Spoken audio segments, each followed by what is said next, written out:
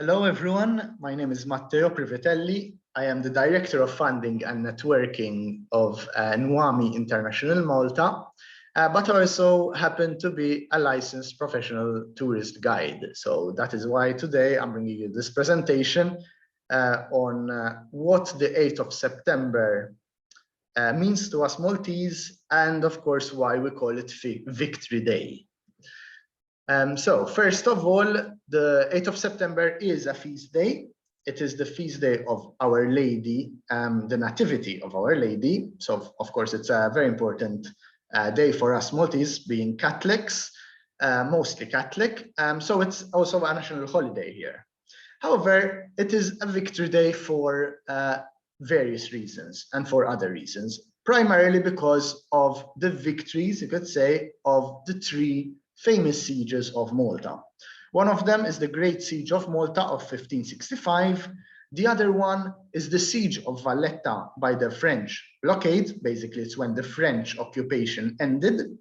And also the lifting of the Siege of Malta during World War II. Now, let's start with the Great Siege of Malta. Basically, this was a time when the Ottoman Turks were expanding. They had already kicked the order out of Rhodes quite a few years back. However, now they set their sights on Malta. Malta, a very strong strategic position in the middle of the Mediterranean. So, of course, it was attractive to the Ottoman Turks. Now, the Ottoman Armada arrived in May 1565, and with the idea of course, conquering Malta in a short amount of time and then continuing their conquests elsewhere. Usually, armadas, especially when they used the sea, tried to travel around summertime because the storms are much less frequent at sea. Now, the Ottoman Armada was led by three different leaders. One of them was Admiral Piale, who led the navy. The other one was Mustafa Pasha, and the other one was Turgut Reis. Now, Pasha and Piale did not agree, and that is perhaps one of the major reasons why the Great Siege of Malta failed for the Ottoman Turks. One of them wanted, for instance, to attack through the sea, via the sea. The other one wanted to use the land, attack inwards from Mdina. But of course, the worst choice was made because they did decide to try to attack the fortifications on at sea from the sea, and of course that was very costly. They did manage to take out Fort St. Elmo. It is at the tip of Valletta. However, this was very costly for the Ottoman Turks. The Ottomans lost so many of their janissaries, which are the elite troops of the Turkish army, the Ottoman army, and unfortunately that would ultimately result in the loss of the Great Siege as well. It was a huge contributing factor because although they took a fort, they lost so many of their men. Just so you know, the Ottomans came here with 40,000 troops with around 180 ships. The Knights of St. John had only 6,000 men. So look at the huge stark difference that was when it comes to the armies. Okay. Eventually, a lot of fighting took place. There was a moment where the Ottoman Turks were on the verge of victory. However, with true courageous efforts, both by the Knights and the Maltese, the Ottoman armies were repelled. There were instances where the siege towers that the Ottomans were sort of attacking with, trying to take the walls with, were always destroyed. And the Ottoman Turks were ready for a long siege following these events. Unfortunately for them, there were these soccorsos, we call them, like relief forces, which disrupted the Ottoman armies and also which encouraged the Maltese troops. One of them, for instance, was sent by Don Garcia of Spain. It was only a relief force of around 600 troops. However, it was enough to inspire the Maltese and the Order. And this is why also with newfound courage, the Maltese and the Order of St. John managed to repel the Ottoman attacks. During the Great Siege, also Dragut, Turgut Reis, lost his life, and this was a heavy, heavy blow to the Turks. And eventually, the Hospitaller Order of St. John and the Maltese emerged victorious. Now, this Great Siege monument of Valletta, you might have seen this monument in the Great Siege Square.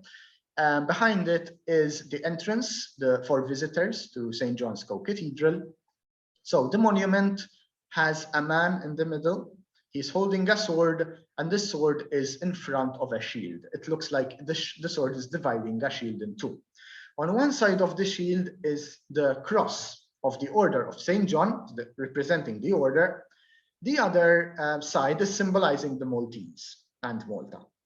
Now, behind this figure are two others. One of them, the one on the left, is holding the papal tiara, we call it, which the Pope wears on his head, representing the Catholic religion.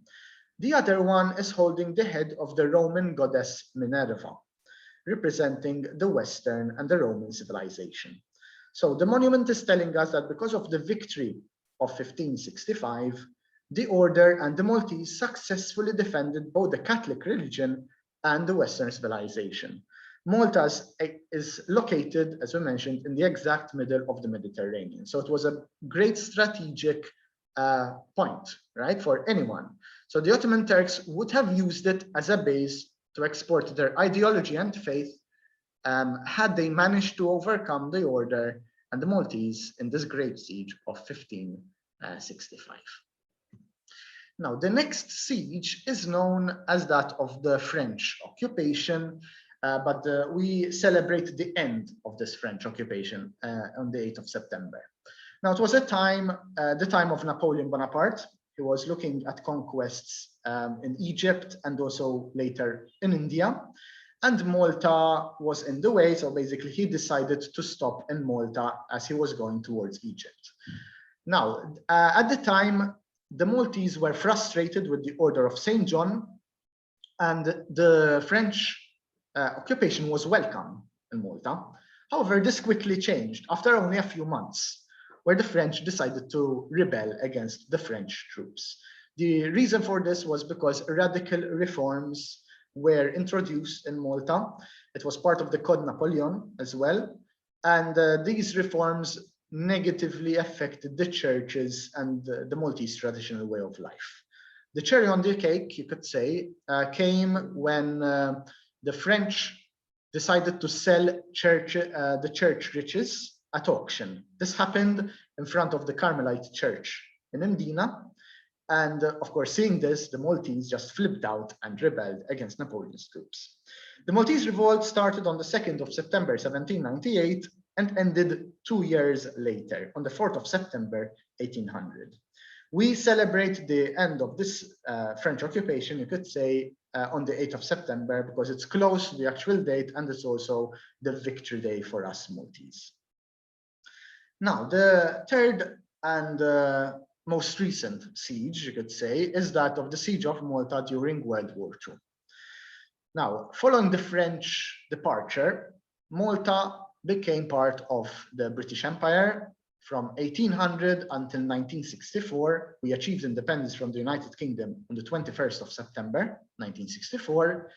And of course, the Second World War happened during that time. And Malta, being part of the United Kingdom, of course, suffered the horrors of this war. The Siege of Malta took place between 11 June 1940 and 20th November 1942. Okay, Malta was heavily bombarded. It suffered so much during the war, and many say it's, considering its size, it's one of the heaviest, if not the heaviestly bombarded locations during the Second World War. The last air raid took place over Malta on the 20th July 1943. So that is where you could say the last siren went off. The 8th of September is important because it was the day when Italy, and it was in 1943, where Italy surrendered, you could say, or withdrew from the war and ended hostilities against the Allies and turned against its former German ally. Some facts and figures which are quite disturbing and sad, but also interesting at the same time. The population of Malta during this time was around 270,000. The amount of air raids we had in just around 2 to 3 years was of 3,343, okay, with 2,357 hours of air raids. So imagine that, okay? In just a couple of years, we had all these air raid sirens going on, bombs falling down. We had 15,000 tons of bombs dropped in Malta. Okay, so that's a huge amount. That's why we're considered one of the heaviest bombarded places on Earth during the Second World War. And we had more than 10,700 buildings damaged or destroyed during the Second World War. You can also see part of the second picture shows the Royal Opera House in Valletta, which was also, you could say, destroyed by the enemy air raids. Now, because of the courage that we showed during the Second World War, King George VI of the United Kingdom decided to donate his George Cross to the Maltese. And we're so proud of this event. It was in April 1942 that we put the cross on the white part of the flag. And now we're proud to say that we have a dragon on our flag because we have St. George killing the dragon inside this cross. Okay, this is different from the cross of the order. The Order of St. John's Cross is the 8-pointed cross. It's also known as the Maltese cross. This is the George Cross, which we have on our Maltese flag. Now, in Valletta, you might have seen this church. It's known as the Our Lady of Victories Church. It's representing the 8th of September. So, of course, it's important for what it represents, but also because of the building itself. Now, this is the first structure and therefore the first church to be constructed in the city of Valletta. The idea is that it was constructed shortly after the end of the Great Siege of Malta of 1565. De Valette, Grandmaster Jean Parisot de Valette, who was the one who led the defense of the Maltese and of Malta, and also the one who started the idea of Valletta, built this in honor of Our Lady as a thank you for, you could say, protecting and saving Malta during the Great Siege. Now, being so old, it had to undergo a lot of renovation works. The facade was remodeled, the stonework itself and the interior were restored quite recently, I must say, thanks to the help of local foundations. And nowadays it is open to the public. You can also have masses and weddings held inside. And when you go in, you can admire how even a small structure has so much to offer. It has so much beauty when it comes to the art and the architecture of the building as well. Now, some of the activities that take place in Malta during this famous 8th of September Victory Day, you might see fireworks in the sky, for instance, okay, a lot of celebrations, festivities going on in different village squares. Basically, these places, to name a few, have, for instance, Shara, Mashar, Senglia, Meleha. These celebrate the 8th of September, having a lot of lights everywhere in the village. You have the church lit up as well. Bands, it's like an orchestra as well, playing in the streets with decorations as well and banners all around. And also people gather in the village square in different streets. They enjoy a drink or two. They also group up, discuss, and enjoy a lovely evening. And you also have the fireworks in the sky to celebrate the event. If you go to the Upper Baracca Gardens, you might also see some of the fireworks taking place, especially since the three cities, and Senglia is one of them, is opposite the Upper Baracca Gardens. You also have music and artistic performances, and also this famous regatta. So the regatta, you can see a picture of it on the right, is where different, basically, people participate in this boat race in the Grand Harbor, and they represent their locality. Okay, and every 8th of September, there's this race that takes place, and it's a great honor for the one that actually wins the race. Okay, and the best view of it would be from the Grand Harbor, from the Upper Baracca Gardens, which has a view of the Grand Harbor, and you can see the race from there. Finally, we have the parade of the Armed Forces of Malta. They parade through the streets, especially of Valletta, and end up next to the presidential palace, which is situated in the main square of the city.